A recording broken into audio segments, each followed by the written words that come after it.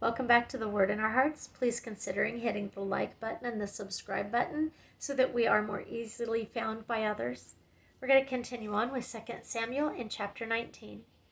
Joab was told, "The king is weeping and mourning for Absalom." And for the whole army, the victory that day was turned into mourning, because on that day the troops heard it said, "The king is grieving for his son." The men stole into the city that day as men steal in who are ashamed when they flee from battle. The king covered his face and cried aloud, "Oh, my son Absalom! Oh, Absalom, my son, my son!"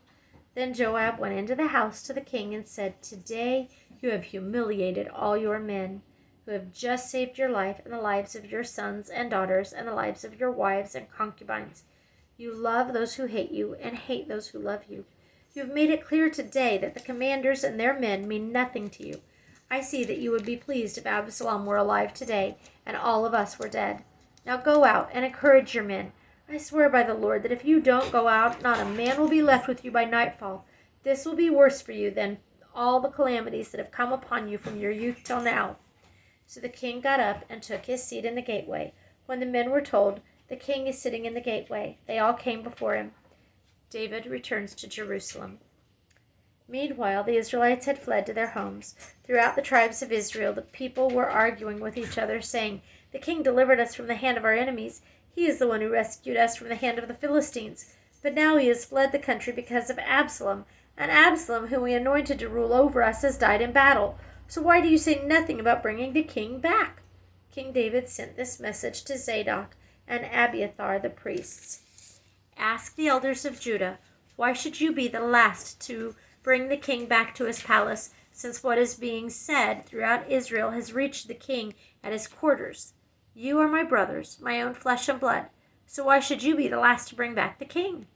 And say to Amasa, are you not my own flesh and blood? May God deal with me, be it ever so severely, from now on, if from now on you are not the commander of my army in place of Joab." He won over the hearts of all the men of Judah as though they were one man. They sent word to the king, "Return, you and all your men." Then the king returned and went as far as the Jordan. Now the men of Judah had come to Gilgal to go out and meet the king and bring him across the Jordan. Shimei, son of Gera, the Benjamite from Bahurim, hurried down with the men of Judah to meet King David. With him were 1,000 Benjamites, along with Ziba, the steward of Saul's household, and his 15 sons and 20 servants. They rushed to the Jordan where the king was. They crossed at the ford to take the king's household over and do whatever he wished. When Shimei, son of Gera, crossed the Jordan, he fell prostrate before the king and said to him, "May my lord not hold me guilty. Do not remember how your servant did wrong on the day my lord the king left Jerusalem. May the king put it out of his mind, for I, your servant, know that I have sinned. But today I have come here as the first of the whole house of Joseph to come down and meet my lord the king." Then Abishai, son of Zeruiah, said, "Shouldn't Shimei be put to death for this? He cursed the Lord's anointed." David replied, "What do you and I have in common, you sons of Zeruiah? This day you have become my adversaries. Should anyone be put to death in Israel today? Do I not know that today I am king over Israel?" So the king said to Shimei, "You shall not die." And the king promised him on oath. Mephibosheth, Saul's grandson, also went down to meet the king. He had not taken care of his feet or trimmed his mustache or washed his clothes from the day the king left until the day he returned safely. When he came from Jerusalem to meet the king asked him, "Why didn't you go with me, Mephibosheth?" He said, "My lord, the king, since I, your servant, am lame, I said, I will have my donkey saddled and will ride on it so that I can go with the king. But Ziba, my servant, betrayed me, and he has slandered your servant to my lord, the king. My lord the king is like an angel of God, so do whatever pleases you. All my grandfather's descendants deserved nothing but death from my lord the king, but you gave your servant a place among those who eat at your table. So what right do I have to make any more appeals to the king?"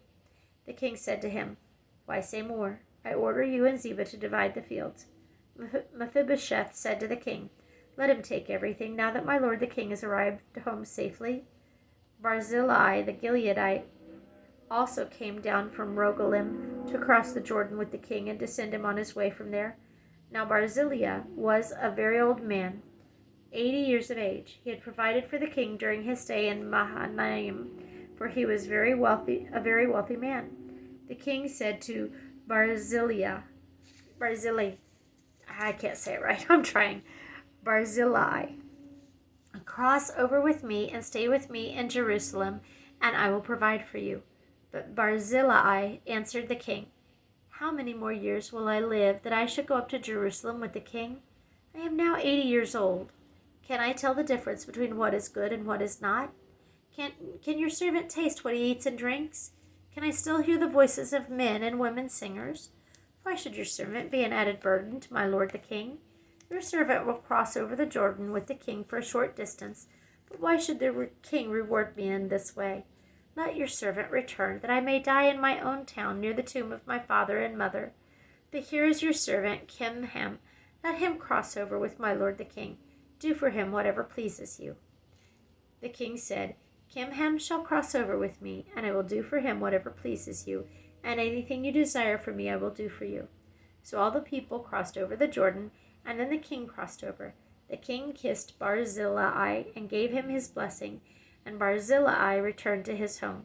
When the king crossed over to Gilgal, Kimham crossed with him. All the troops of Judah and half the troops of Israel had taken the king over. Soon all the men of Israel were coming to the king and saying to him, Why did our brothers, the men of Judah, steal the king away and bring him and his household across the Jordan together with all his men? All the men of Judah answered the men of Israel, We did this because the king is closely related to us. Why are you angry about it? Have we eaten any of the king's provisions? Have we taken anything for ourselves?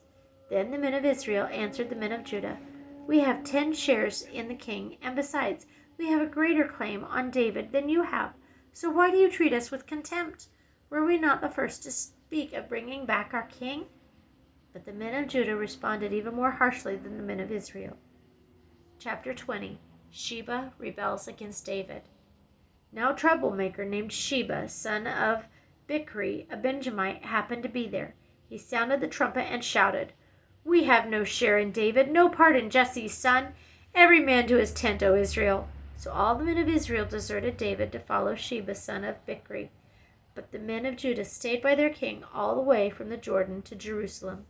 When David returned to his palace in Jerusalem, he took the 10 concubines he had left to take care of the palace and put them in a house under guard.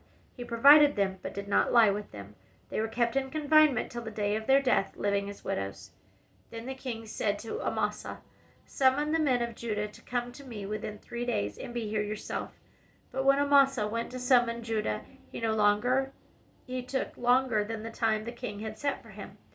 David said to Abishai, Now Sheba, son of Bichri, will do us more harm than Absalom did. Take your master's men and pursue him, or he will find fortified cities and escape from us. So Joab's men and the Kerethites and the Pelethites and all the mighty warriors went out under the command of Abishai. They marched out from Jerusalem to pursue Sheba, son of Bichri. When they were at the great rock in Gibeon, Amasa came to meet them. Joab was wearing his military tunic, and strapped over it at his waist was a belt with a dagger in its sheath. As he stepped forward, it dropped out of its sheath. Joab said to Amasa, How are you, my brother? Then Joab took Amasa by the beard with his right hand to kiss him. Amasa was not on his guard against the dagger in Joab's hand, and Joab plunged it into his belly, and his intestines spilled out on the ground. Without being stabbed again, Amasa died. Then Joab and his brother Abishai pursued Sheba, son of Bichri. One of Joab's men stood beside Amasa and said, Whoever favors Joab, and whoever is for David, let him follow Joab. Amasa lay wallowing in his blood in the middle of the road, and the man saw that all the troops came to a halt there. When he realized that everyone who came up to Amasa stopped, he dragged him from the road into a field and threw a garment over him. After Amasa had been removed from the road, all the men went on with Joab to pursue Sheba, son of Bichri. Sheba passed through all the tribes of Israel to Abel Beth Maachah, and through the entire region of the Berites, who gathered together and followed him. All the troops with Joab came and besieged Sheba and Abel Beth Maachah. They built a siege ramp up to the city, and it stood against the outer fortifications. While they were battering the wall to bring it down, a wise woman called from the city, Listen, listen! Tell Joab to come here so I can speak to him." He went toward her, and she asked, "Are you Joab?" "I am," he answered. She said, "Listen to what your servant has to say." "I'm listening," he said. She continued, "Long ago they used to say, 'Get your answer at Abel,' and that settled it. We are the peaceful and faithful in Israel. You are trying to destroy a city that is a mother in Israel. Why do you want to swallow up the Lord's inheritance?" "Far be it from me," Joab replied. "Far be it from me to swallow up or destroy. That is not the case. A man named Sheba, son of Bichri, from the hill country of Ephraim, has lifted up his hand against the king, against David. Hand over this one man, and I'll withdraw from the city." The woman said to Joab, "His head will be thrown to you from the wall." Then the woman went to all the people with her wise advice, and they cut off the head of Sheba, son of Bichri, and threw it to Joab. So he sounded the trumpet, and his men dispersed from the city, each returning to his home. And Joab went back to the king in Jerusalem. Joab was over Israel's entire army. Benaiah, son of Jehoiada, was over the Kerethites and Pelethites. Adoniram was in charge of forced labor. Jehoshaphat, son of Ahilud, was recorder. Sheba was secretary. Zadok and Abiathar were priests, and Ira the Jerite was David's priest. Chapter 20 and 21, Gibeonites avenged. During the reign of David, there was a famine for 3 successive years. So David sought the face of the Lord. The Lord said, "It is on account of Saul and his blood-stained house. It is because he put the Gibeonites to death." The king summoned the Gibeonites and spoke to them. Now the Gibeonites were not a part of Israel, but were survivors of the Amorites. The Israelites had sworn to spare them, but Saul in his zeal for Israel and Judah had tried to annihilate them. David asked the Gibeonites, "What shall I do for you? How shall I make amends so that you will bless the Lord's inheritance?" The Gibeonites answered him, "We have no right to demand silver or gold from Saul or his family, nor do we have the right to put anyone in Israel to death." "What do you want me to do for you?" David asked. They answered the king, "As for the man who destroyed us and plotted against us so that we have been decimated and have no place anywhere in Israel, let 7 of his male descendants be given to us to be killed and exposed before the Lord at Gibeah of Saul, the Lord's chosen one." So the king said, "I will give them to you." The king spared Mephibosheth, son of Jonathan, the son of Saul, because of the oath he before the Lord between David and Jonathan, son of Saul. But the king took Armoni and Mephibosheth, the 2 sons of Aiah's daughter Rizpah, whom she had borne to Saul, together with the 5 sons of Saul's daughter Merab, whom she had borne to Adriel, son of Barzillai the Maholathite. He handed them over to the Gibeonites, who killed and exposed them on a hill before the Lord. All 7 of them fell together. They were put to death during the first days of the harvest, just as the barley harvest was beginning. Rizpah, daughter of Aiah, took sackcloth and spread it out for herself on a rock. From the beginning of the harvest till the rain poured down from the heavens on the bodies, she did not let the birds of the air touch them by day or the wild animals by night. When David was told what Aiah's daughter Rizpah, Saul's concubine, had done, he went and took the bones of Saul and his son Jonathan from the citizens of Jabesh Gilead. They had taken them secretly from the public square at Beth-shan, where the Philistines had hung them after they struck Saul down on Gilboa. David brought the bones of Saul and his son Jonathan from there, and the bones of those who had been killed and exposed were gathered up. They buried the bones of Saul and his son Jonathan in the tomb of Saul's father Kish at Zelah in Benjamin, and did everything the king commanded. After that, God answered prayer in behalf of the land. Wars against the Philistines. Once again there was a battle between the Philistines and Israel. David went down with his men to fight against the Philistines, and he became exhausted. At Ishbi-benob, one of the descendants of Rapha, whose bronze spearhead weighed 300 shekels, and who was armed with a new sword, said he would kill David. But Abishai, son of Zeruiah, came to David's rescue. He struck the Philistine down and killed him. Then David's men swore to him, saying, "Never again will you go out with us to battle, so that the lamp of Israel will not be extinguished." In the course of time, there was another battle with the Philistines at Gob. At that same time, Sibbecai the Hushathite killed Saph, one of the descendants of Rapha. In another battle with the Philistines at Gob, Elhanan, son of Origim the Bethlehemite killed Goliath the Gittite, who had a spear with a shaft like a weaver's rod.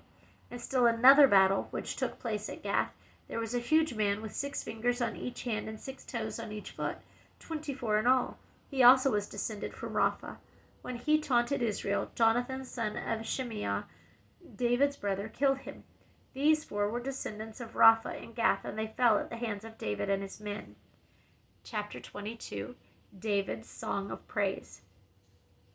David sang to the Lord the words of this song when the Lord delivered him from the hand of all his enemies and from the hand of Saul.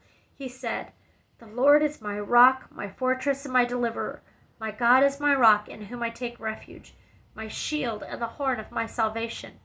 He is my stronghold, my refuge, and my Savior. From violent men you save me.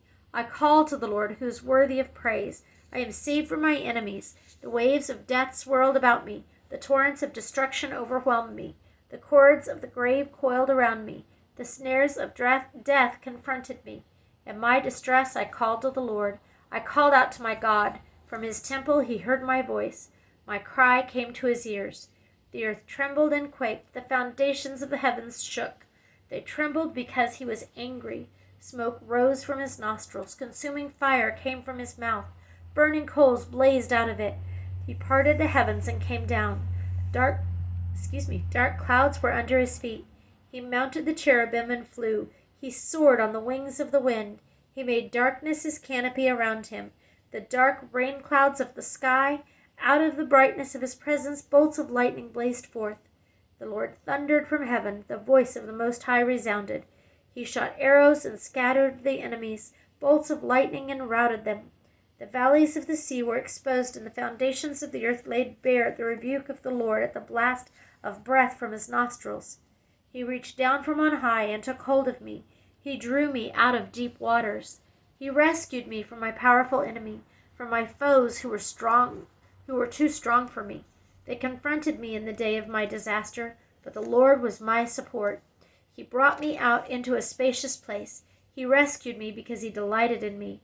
The Lord has dealt with me according to my righteousness. According to the cleanness of my hands, he has rewarded me. For I have kept the ways of the Lord. I have not done evil by turning from my God. All his laws are before me. I have not turned away from his decrees.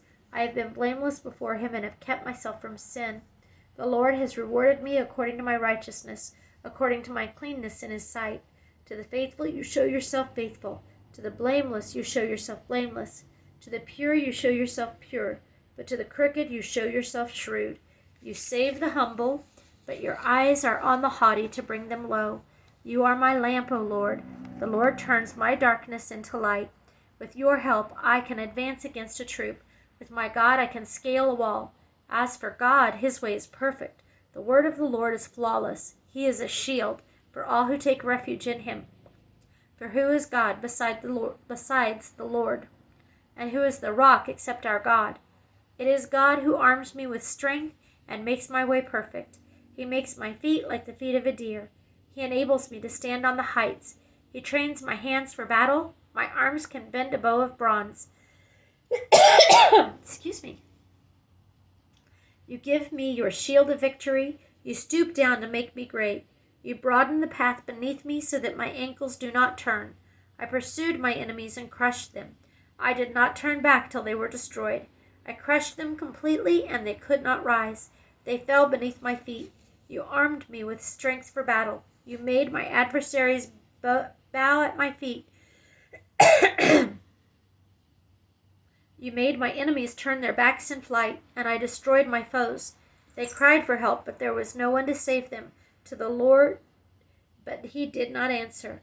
I beat them as fine as the dust of the earth. I pounded and trampled them like mud in the streets.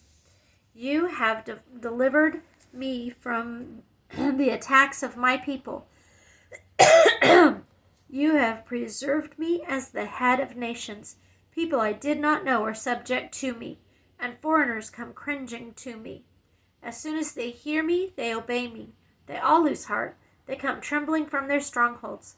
The Lord lives. Praise be to my rock. Exalted be God, the rock, my Savior. He is the God who avenges me, who puts the nations under me, who sets me free from my enemies. You exalted me above my foes. From violent men you rescued me. Therefore I will praise you, O Lord, among the nations. I will sing praises to your name. He gives his king great victories. He shows unfailing kindness to his anointed, to David and his descendants forever. Chapter 23, the last words of David. These are the last words of David, the oracle of David, son of Jesse, the oracle of the man exalted by the Most High, the man anointed by the God of Jacob, Israel's singer of songs. The Spirit of the Lord spoke through me. His word was on my tongue. The God of Israel spoke. The Rock of Israel said to me, when one rules over men in righteousness, when he rules in the fear of God, he is like the light of morning at sunrise on a cloudless morning, like the brightness after rain that brings the grass from the earth. Is not my house right with God? Has he not made me an everlasting covenant, arranged and secured in every part? Will he not bring to fruition my salvation and grant me my every desire? But evil men are all to be cast aside like thorns, which are not gathered with the hand. Whoever touches thorns uses a tool of iron or the shaft of a spear. They are burned up where they lie. David's mighty men. These are the names of David's mighty men: Josheb, Bathshebeth, Tachemonite. A Tachemonite was chief of the three. He raised his spear against the 800 men whom he killed in one encounter. Next to him was Eleazar, son of Dodai, the Ahohite, as one of 3 mighty men. He was with David when they taunted the Philistines gathered at Pasdammim for battle, when the men of Israel retreated. But he stood his ground and struck down the Philistines till his hand grew tired and frozen to the sword. The Lord brought about a great victory that day. The troops returned to Eleazar, but only to strip the dead. Next to him was Shammah, son of Agi the Haraite. When the Philistines banded together at a place where there was a field full of lentils, Israel's troops fled from them. But Shammah took his stand in the middle of the field. He defended it and struck the Philistines down, and the Lord brought about a great victory. During harvest time, 3 of the 30 chief men came down to David at the cave of Adullam, while the band of Philistines was encamped in the valley of Rephaim. At that time David was in the stronghold, and the Philistines' garrison was at Bethlehem. David longed for water and said, "Oh, that someone would get me a drink of water from the well near the gate of Bethlehem." So the 3 mighty men broke through the Philistine lines, drew water from the well near the gate of Bethlehem, and carried it back to David. But he refused to drink it. Instead, he poured it out before the Lord. "Far be it from me, O Lord, to do this," he said. "Is it not the blood of men who went at the risk of their lives?" And David would not drink it. Such were the exploits of the 3 mighty men. Abishai, the brother of Joab, son of Zeruiah, was the chief of the 3. He raised his spear against 300 men whom he killed, and so he became as famous as the 3. Was he not held in greater honor than the 3? He became their commander, even though he was not included among them. Benaiah, son of Jehoiada, was a valiant fighter from Kabzeel who performed great exploits. He struck down 2 of Moab's best men. He also went down to the pit on a snowy day and killed a lion, and he struck down a huge Egyptian. Although the Egyptian had a spear in his hand, Benaiah went against him with a club. He snatched the spear from the Egyptian's hand and killed him with his own spear. Such were the exploits of Benaiah, son of Jehoiada. He, too, was as famous as the 3 mighty men. He was held in greater honor than any of the 30, but he was not included among the 3, and David put him in charge of his bodyguard.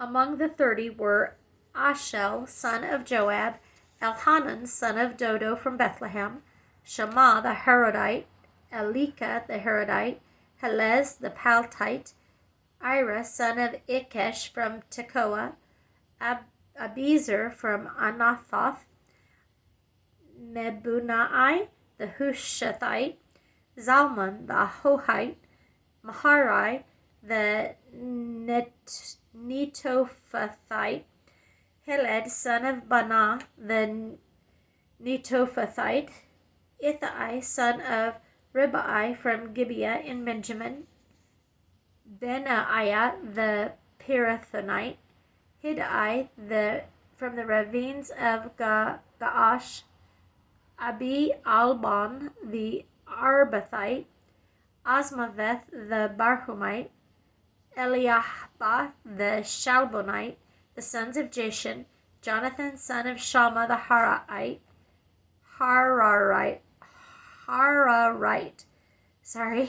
Ahiam son of Sharar the Hararite, Eliphalet son of Abishai the Maacathite, Eliam son of Ahithophel the Gilonite, Hezro the Carmelite, Parai the Arbite, Igal son of Nathan from Zobath, the son of Hagri, Zelek the Ammonite, Naharai the Beerothite, the armor-bearer of Joab, son of Zeruiah, Ira the Ithrite, Gareb the Ithrite, and Uriah the Hittite. They were 37 men in all. We're going to stop there for this reading. Thank you for listening.